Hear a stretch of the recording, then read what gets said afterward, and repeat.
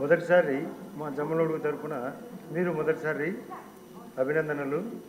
యాక్చువల్గా కోవిడ్-19 వచ్చింది. కోవిడ్-19 అధ్యక్ష, ఇక్కడ ఆయన కోవిడ్-19 అంటే కరోనా, ఈయన పేరు జరోనా.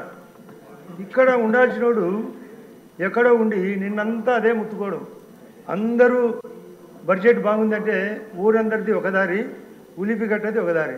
తను పోతూ రాజపీనిగా అందరినీ తోడుకొని పోయినాడు 10 మందిని. వాళ్ళనన్నా పంపాలి కదా ఇక్కడికి. మీకు బాగా స్నేహితం కదా, నాకు కూడా బాగా స్నేహితుడే. ఎట్లా ఒకటి పర్సనల్గా రిక్వెస్ట్ చేసి ఒకసారి తోడుకొని వచ్చి ఈ బడ్జెట్ బాగుంది, ప్రతి ఐటెం బాగుంది. అసలు మొన్నటి వరకు అంటే 11వ తేదీ ప్రవేశపెట్టేంత వరకు మనం చేసిన పనులు వరుసగా అధ్యక్ష అతను చూసి అందరూ అనుకుంటారు అసూయతో రాలే అతను.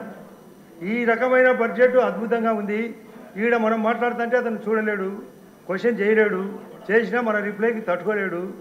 ఇంత అద్భుతమైన బడ్జెట్ను పట్టించుకోకుండా బయట ముత్తుకుంటే ఏమొస్తుంది అధ్యక్ష? ఐఏఎస్ వాళ్ళు కానీ, ఐపీఎస్ కానీ, 10th క్లాస్ వాళ్ళు కానీ, లేదా ఇంటర్మీడియట్ కానీ ఎగ్జామ్ రాయాల్సింది హాల్లో రాయాలా? బయట రాస్తే ఒప్పుకుంటారా? బడ్జెట్ను బయట మాట్లాడితే ఒప్పుకుంటారా? మీరు మీకు కూడా మంచి ఆలోచన ఉంది. ఫస్ట్ డే ఆయన చేయి పట్టుకొని చెప్పినారు రోజు రారా అని, వచ్చినాడా? గవర్నర్ మాట్లాడుతుంటే ఆ రోజు ప్రసంగంలో పేపర్లు ఇసిరి కొట్టారు.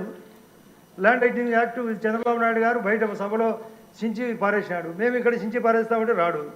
ఎప్పుడు వచ్చేదో చెప్పాలా? ఈ బడ్జెట్ సూపర్గా ఉంది, ప్రతి ఐటెం అద్భుతంగా ఉంది. ఏదైనా మిస్టేక్స్ ఉంటే చెప్పండి, సవరణ చేసుకుంటారు. నీ ఆలోచన చెప్పాలా? అసలు మనం కూడా ఒక విషయం అధ్యక్ష, అందరూ లిక్కర్ షాపులు ఇప్పుడు విష్ణుకుమార్ రాజు గారు ఇప్పుడే చెప్తున్నాడు నేను ఐటెం మిస్ చేసినా అని. 20% 2020 అని గతం, 20% మేము మార్జిన్ ఇస్తామన్నారు. ఇప్పుడు 10% మార్జిన్.